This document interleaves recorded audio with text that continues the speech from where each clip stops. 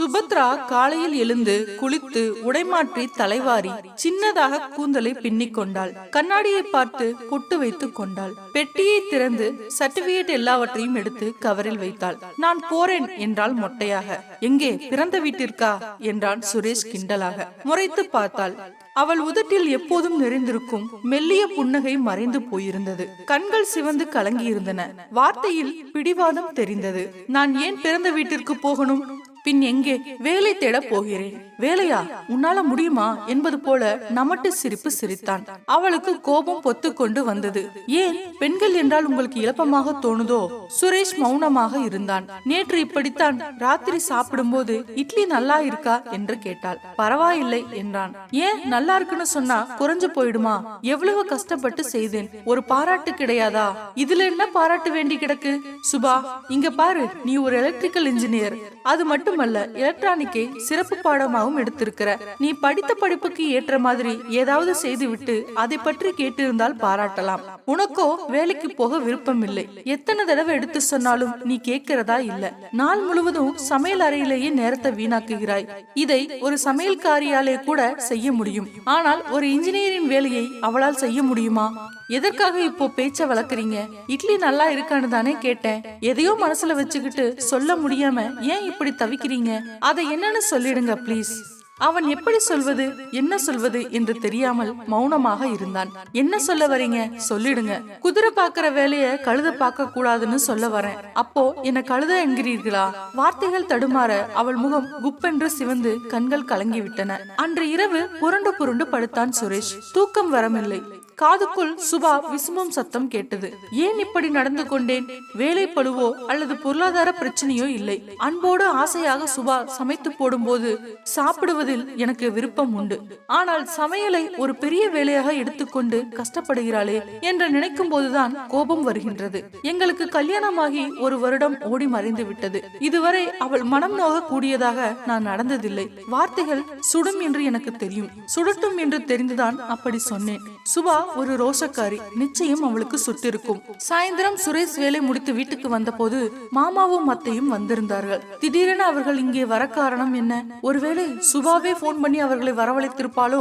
காரசாரமான விவாதம் கேட்க வாசலிலேயே தயங்கி நின்றான். குடும்பம் என்றால் இப்படித்தான் இருக்கும். சண்டை சச்சரவு இல்லாத குடும்பமே இல்லை. இதையெல்லாம் பெரிதுபடுத்திக் கொண்டிருக்க முடியுமா? நீதான் அனுசரித்து போகணும். அத்தை மகளுக்கு புத்திமதி சொல்வது கேட்டது.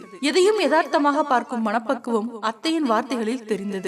எனக்கு வெளியில எவ்வளவு செல்வாக்கு இருக்குன்னு மாப்பிளைக்கு தெரியணும். என்னோட பெண் கண்கலங்க அதை நான் பார்த்துட்டு சும்மா இருப்பேன் என்று நினைக்கிறாரா?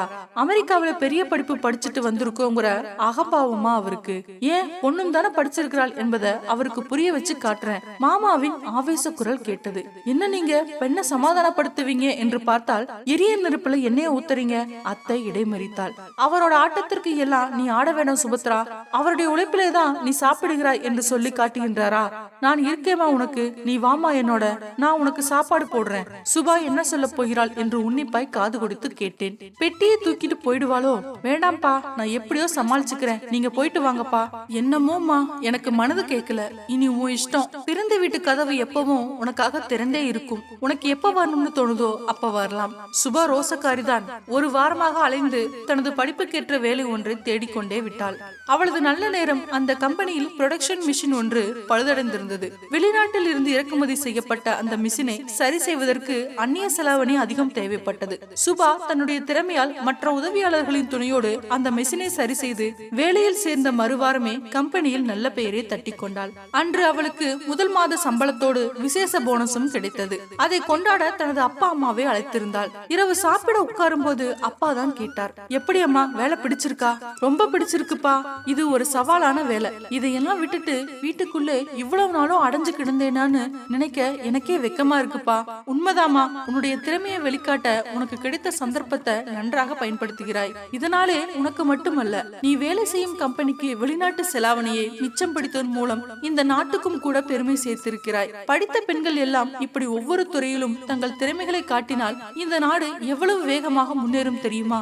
அப்பா பாராட்டியதில் சுபத்ராவுக்கு பெருமையாக இருந்தது.